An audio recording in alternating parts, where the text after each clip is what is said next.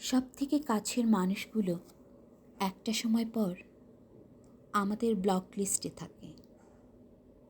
আমাদের জীবনে এমন কিছু মানুষ থাকে যারা আসলে আমাদের বিরক্ত করে না, যাদের মন ভীষণভাবে সহজ সরল। তারপরও তারা জায়গা পায় ব্লক লিস্টে। কেন জানো?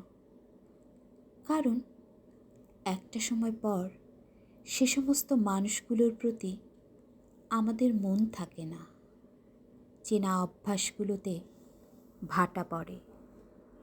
সামান্য প্রয়োজনের তাগিদে যাদের সাথে জুড়ে থাকতাম, সেটা ভালোবাসা হোক বা অন্য কোনো কারণে, প্রয়োজন ফুরিয়ে গেলে অনায়াসে তাদের থেকে দূরত্ব চাই আমরা। তার থেকে বাঁচার জন্য তাকে ব্লক লিস্টে পাঠিয়ে দিই। রাতে ঘুমোতে যাওয়ার আগে একটিবার নিজেকে প্রশ্ন করে দেখো, একটাই উত্তর আসবে, এটা ভীষণ রকম বোকামি। মন থেকে দূরে রাখলে কি আর ব্লক লিস্টের দরকার হয়?